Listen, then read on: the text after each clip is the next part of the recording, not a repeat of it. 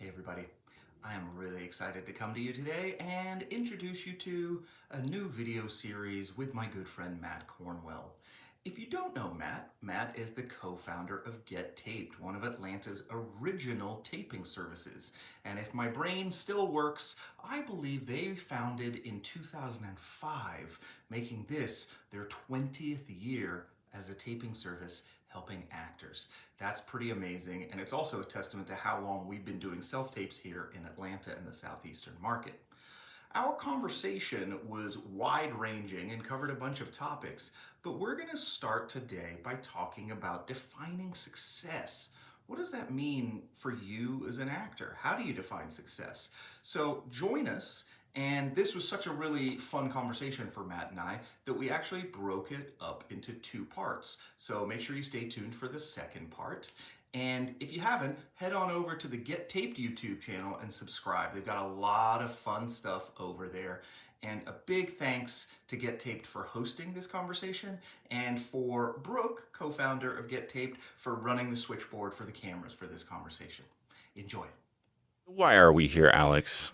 You know, we are what you would consider grizzled old veterans. Yes. So we have a lot of opinions, a lot of enthusiasm about those opinions, and we've talked about a lot of different things that I think actors at all stages of their career can benefit from. Mm-hmm.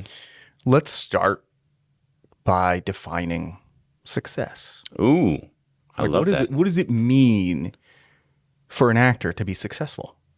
Because I think there's a self-definition, there's an industry definition, and then there's a muggle definition. I always like, I'll refresh everybody. I always like to refer to non-industry people as muggles. Yes. It's the least offensive way I think I can refer to them because they're so well-meaning. So for you, how do you define success? It is such a great question because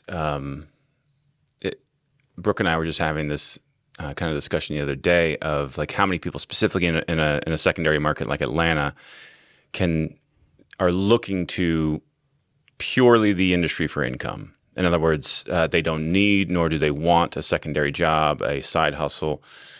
And so I certainly am not going to define it as that, right? As making enough money from this industry to support myself. That might be someone else's definition of success, especially if they are LA based and are at a higher tier. And because I think it's always, the goalpost is always moving, right? Yes. In terms of what success is. So I think for me, it becomes sort of like this intangible thing of, do I feel fulfilled in what I'm doing? If it all ended today, would I feel like, oh my gosh, that I never got to where I was supposed to get? And while we should always have, again, those goalposts, right, somewhere out there, at the same time, if you can't find contentment, oh gosh, there's an amazing sort of bumper sticker quote about like if you can't be fulfilled or content where you are, then it's like you never will when you get to where you're wanting to go. Like if you can't find the joy now, if you can't find the peace and the happiness and all those words, right, that cause us to go to the self-help sections at the bookstores, if you can't find it in where you are now, then the thing you're going after isn't going to bring it.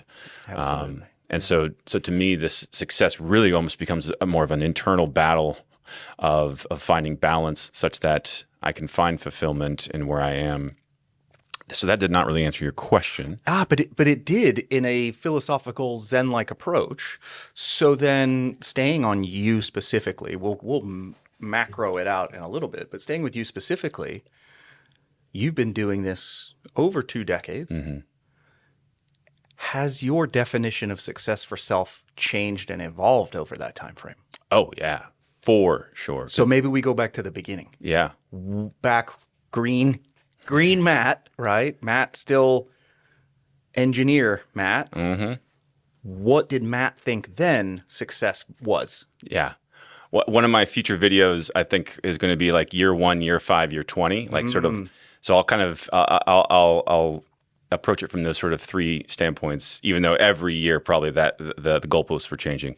In year 1, and by that I mean before an agent, but first acting class. Right. So it's like I've acknowledged in myself that there is a passion, there's a pull. It's not just the dream of me sitting in 1994 in a darkened theater watching Jim Carrey talk out of his butt during Ace Ventura. Like that was like the year 0. What a year that was for Jim Carrey, by the way. Yes. Let's be honest. But so year 1 of like first acting class, again, and I think that's a really good milestone for someone is acknowledging this dream that you have. And so you've taken a concrete step towards investigating, getting curious about it. And so in that year 1, the idea of getting paid ever to do acting, to me was like, well, you've made it. Yeah. The fact that someone will pay me to do this thing that I think is so fun, and I think is like cool, every superlative word, right? It's so cool, it's amazing, it's awesome, it's fulfilling. And to just the idea of getting paid. And my first gig ever was as an extra with Dan Reeve, or is it Reeves? When he was coach of the Falcons. Oh, yes. And he was the spokesman for Zocor, which was like a cholesterol drug. And so I was an extra, but I had to audition for it, which is odd, just because they needed to see that you were like football size. And so here I am playing hooky at my corporate job, pretending I was supposed to be at some sort of conference. And instead, I was at my call time playing football in the old dome with these other fake football players with Dan Reeves yelling at me. And like I got paid like, $300, $250, whatever it was to be a union extra. And it was like, that was so much better and so worth possibly getting fired. So year 1, it was just getting paid. Yeah. Like the thought that was a possibility. So no idea about contracts and minimums and protection and stuff like that, right? None of that was even in my purview. Year 5, you start to, by then I've had my first film, I've had my first TV show booking. So now your world expands in terms of what you think is not only possible, but achievable in your market. So the goalposts start to extend of like, oh yeah, it would be nice to move to LA, because back in 2005, that would have been the very clear sort of step to do. And I'm just a sloth when it comes to that. So I just never got to that point. So success in that year 5 area would have been more about, and I told Misty, my agent, this every year. I gave her an updated goal of like, this year I want to make $500 from acting. And then like the next year I said, I want to double it. I want to make 1,000 from acting. And the next year I said, I want to double it. I want to make 2,000 from acting. And we were reasonably tracking. And she would follow. She was so amazing. She would follow up in like this time of year, June, July, and say, how are we doing? Because she wasn't necessarily looking at my numbers in particular. So I was creating monetary goals that, looking back, I had no control over. She had no real control over. But it was nice to at least sort of where focus goes, energy flows, that sort of thing. Well, and you're, as an engineer brain, you're data driven, and like that, it's something on a calendar or a spreadsheet gives you something to strive for or be aware of and cognizant of, and be like, all right, we're doing great or we're not doing great. Yeah. And I think the lesson there for those year 5 people, or whatever you might sort of say is equivalent for where an actor might be, is that communication of not just passively letting your because in like year 1, 2, 3, I would say it was much more passive relationship of like, well, my agent, right? I don't want to bother them. They scare me or whatever. And Misty, you never scared me. But like there can be this weird chasm with the communication between an actor and their agent. By year 5, though, it's much more, for me, it was much more of that two-way communication of we are now a team. I didn't perceive it maybe that way initially, but it became that, which was so much more helpful. And then, you start to kind of go through the years of things growing, and now I'm at that point where, and this was a slow transition of, you're actually looking at each individual role with a little bit more of a business eye. Does this meet my goals, right? Is this on that path that I see, that maybe I can only see a couple steps forward, but I now am analyzing those individual opportunities. Like right now, it might be because I'm trying to make insurance. So it's like, oh yeah, send me the one-liners, send me anything that might get me a day rate. But any other time that I'm not so focused on that end goal, the considerations expand as your knowledge expands, as your resume expands. And so now it's a lot more business oriented, those goals and those ideas of success. That's really interesting. Again, one more thought on this. If you go all the way back to the beginning and maybe call it delusions of grandeur or idealism or fantasizing about the industry, but year 1 or 2, Matt, did you see yourself on the movie poster? Did you see yourself the red carpets? Was it fame in your head? Was it mansions and money, or was it the craft? Year one, definitely, I'm going to be on a movie poster. I was doing my own things where I was on my movie Sure. posters. And so that was definitely a goal of, I think, especially being pointing to myself here, a generic, average male, white male, where I have plenty of opportunities compared to other demographics, which is, a topic for sure. But I could then be lulled into that sense of like, well, there's a lot of white males on those movie posters, so clearly I'm destined for that. Like, Right. That is just the path. And so that idea of success totally has changed for me over the years as I got more in tune with who I am, how I'm seen by this industry, where I fit in to the stories being told. And it doesn't mean that I won't ever be that primary person on that movie poster, but it's no longer the carrot that dangles in front of me. Right. So that is a huge pendulum swing over the course of my career. Is that assumption that, like many muggles feel, is like, oh, well, if I don't know who you are, you're not successful. I can't see you in the checkout aisle Yeah. and see you in the People magazine. So, Yeah. obviously you're not successful, right? Oh, are you an influencer? Like now, that would be maybe the That would secondary be. question. Are you on TikTok? Oh, how many followers do you have? Yeah. Right. If there's not a K next to how many followers you have, or an M for million, Yeah. then you're nobody. Interesting. Yeah, success is. I think it's such it is a moving target as you mature as a human. Yeah. And I think as an artist, and that doesn't just have to be an actor. I mean, lots of artists, right? They get into painting for a particular reason and then realize along the way, oh, maybe there is a viable business path. Maybe it's in collaboration with other things that earn me money, but I get to fulfill this creative part of me as well. Yeah. I think I was very foolish in the early days that I believed at some point, I don't know whether that was a year down the line or 10 years down the line, but oh yeah, I'll be making plenty of money as an actor and I won't need to do anything else. Obviously, no. Yeah. I don't know. I think in my early days, I don't know if I had this idea that I would be on a movie poster, but I definitely visualized going to work every day and like driving onto a set with like the big security, gate and like, hello, Mr. Collins. And then you're reversed, your parking spot reserved for you over there. And that's more like, sitcom type stuff because that's what shoots on sound stages mostly, although I never actually saw myself in a sitcom, which is weird. So it was this weird mishmash of an idea. Yeah. Yeah. Yeah. And I think the other sort of transition then that happens is you're drawn in by the sense of fame or the luster of Hollywood, and then inevitably you start to get wrapped up in the business side of it. And so for me, it became a mishmash of stuff, and until you kind of get back to the art of it, like okay, what was the thing that in 1994, sitting in that darkened theater watching Jim Carrey, which that was the moment for me, like who was that kid, and to him, am I successful? And to that question, it's like hells to the yes, because the 1994 Matt only ever dreamed of being in a talent show.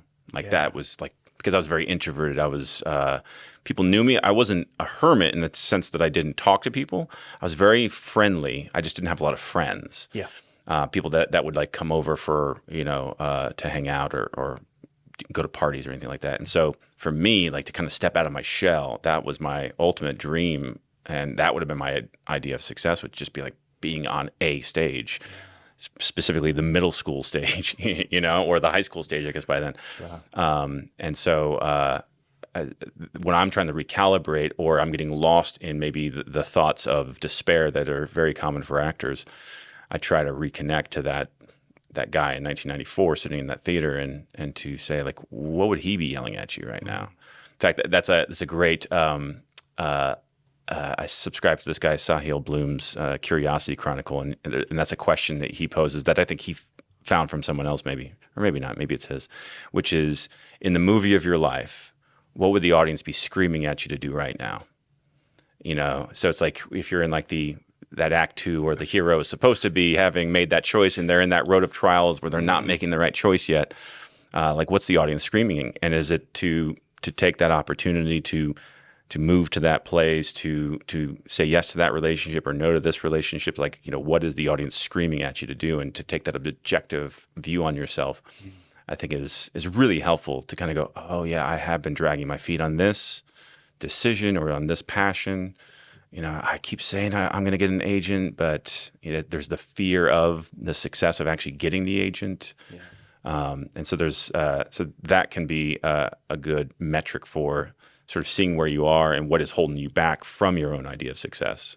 I mean, comparatively speaking, we came to the industry quite late. Mm-hmm. We came to the industry as adults, right? Post-collegiate adults. Now, I think growing up, I grew up in England. I think I did a nativity play or two. Maybe I was like the second Christmas tree or whatever. I don't remember any lines or anything like that. But then in high school, I went to a particular private high school to play soccer. Right, that was my thing. That's what I wanted to do, play soccer. And some people have heard this story. But I joined theater because I thought it was cool. It was an elective, and creative people were in there, and it's easier than other classes. That's the theory. And I was amazed by the talent. I'm not a triple threat. I can't sing. I can't dance. I've never taken a vocal class. I never was in chorus. I know you can sing. I've never played an instrument. I mean, maybe like the triangle again in elementary school, rocking the triangle, the tambourine as well, probably. But like, I don't know quarter notes or eighths or whatever. I know none of that. See, I don't even know if I'm saying it correctly. But my 10th and 11th grade year, I was in this private school. And I auditioned for a play. And I got it. And I got the lead. Thankfully, it wasn't a musical. Because, again, I can't sing. But I got the lead. I was Dracula in Dracula. And my mom still has that VHS tape somewhere. And I was bad. Honestly, I was so bad. I want to see that so bad. So I've never seen it. I've never seen it since. But there were a couple of cool things about it that I remember, the waiting in the wings and that energy, that electricity of a live audience on the other side of a curtain that you haven't seen yet, but you can kind of feel it. And I do remember those feelings, which translated very similarly to sports for me as a soccer player. And in the last couple of years, I've shared a photograph from that drama club, our yearbook photo. It's black and white. That's how old we are. And I was like, that guy, that 16-year-old guy was in awe of everybody in this picture. These triple threats that were absolutely going to go to Yale and Juilliard and end up on Broadway. And now we get to this side of it, and not one of them is a working actor. So if you have the ability to go back and tell your younger self, well, define success that way. None of them stuck it out. Yeah. None of them made it. You're still doing this. They would be envious of you now. Maybe they work in a cube and they wish they'd stuck with it a little bit longer. So there's a definition of success there. I mean, slight anecdote or side pivot is one of the guys in that photo went on to become a multiple Olympic medalist in the shot put. So he's doing fine. Yeah. But even for him, he had to deal with his own battles with success because in one of his Olympics, he was the favorite to win the gold. And he was leading the whole day or the whole tournament or whatever it is for shot put in the Olympics. And then the very last guy to throw beat him. And so ended up with the silver medal. So you're on the podium, you're taking in the crowds, but it's not your national anthem being played. It's not your name. And then 9 years later, that winner was stripped of the gold medal because of drugs. Oh, wow. Yeah, 9 years. And they presented him a gold medal at, I think, the Burger King at Atlanta Airport with a box. Literally, they met him, like, meet us at Burger King, 10 a.m., and they gave him the gold medal. So, like, he missed out on so much. Yeah, he's a gold medalist. He's a multiple Olympic medalist. But all of that taken away from you. Does that change his definition of success or his level of success? He's the best athlete in the world at that sport. But maybe in the moment, his definition of success was something different. Yeah. My definition in the moment was something different. And I try and look at that now. Never been a series regular. Never been a lead in a studio film. Mm-hmm. But to muggles, oh man, you've worked with so and so? That's success. Yeah. You know, if I look at it within the metric within the industry, what years do I make insurance? How many years in a row do I make insurance? For those people watching this now, is 2025. So to make insurance, it's 27,450. You know, I've had a pretty good run. Like I've been able to do that many, many years. So that puts me just statistically in the top 13% of all union actors out there. So I'm in the top 13% of 160,000. Do the math. Okay. But I'm not on any People magazine. Mm-hmm. Somebody in Omaha, Nebraska doesn't know who I am. So am I successful? Yeah. Which goalposts are we kicking through? Exactly. Yeah. And I think in the end, it's kind of like making a choice that does keep you sane.